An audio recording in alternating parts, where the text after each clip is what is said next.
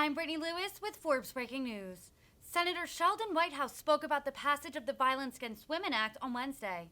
During a Senate Judiciary Committee hearing, the Rhode Island Democrat discussed the reauthorization of that legislation, which happened earlier this year, with a witness. He also reacted to a statement Senator Ted Cruz made about Vanita Gupta and Kristen Clark. Listen in to their exchange.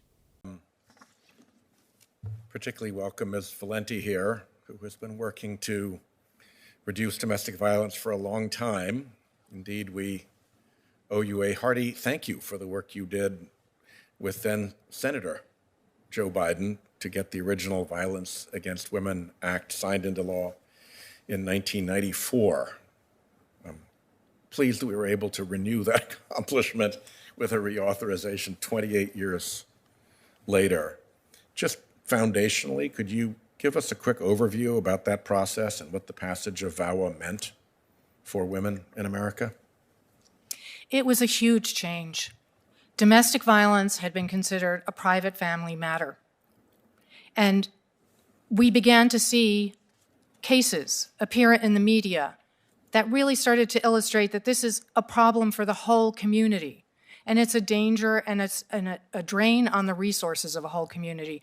The Violence Against Women Act, that as it was formulated back in 1994, was a comprehensive effort to work with law enforcement, courts, prosecutors, victim advocates, and survivors to come together with excellent local solutions. It started a whole wave of coordinated efforts to respond to domestic violence. I have to tell you that the view of domestic violence by prosecutors, courts, and law enforcement is so different from when I first began doing my work as a victim advocate. It has had a huge impact. How well established in the science and research is the character of domestic abuse and violence as escalatory? It's very well researched. And as a matter of fact, I had asked earlier for permission to include some additional information, which I've submitted, which are a number of research articles that will help explain that. But we do know that it's escalatory. We do know... So it would be prudent to base public policy based on that established... Published, peer-reviewed research that has been going on for decades. You've pointed out that access to a firearm by a male abuser increases the risk of intimate partner murder by 1,000%. That is drawn on actual information that we have. This is data that we know. These are police reports. These are convictions. This is information that has been pulled together and statistically analyzed. We know this. So there's a factual predicate to take action once the escalatory incidence of domestic abuse begins in a relationship. Yes. And try to eliminate that or reduce that 1,000% greater likelihood of a murder. Yes. By restricting the known abuser's access to a firearm, correct? That's correct. And when we do know in the states where these laws have passed, there is, and again, you'll see that in the testimony the written testimony that has been submitted by the National Coalition Against Domestic Violence and the appendices, that in states where this has been adopted, the homicide rate has dropped because it is preventive. I think that is an excellent way to describe it.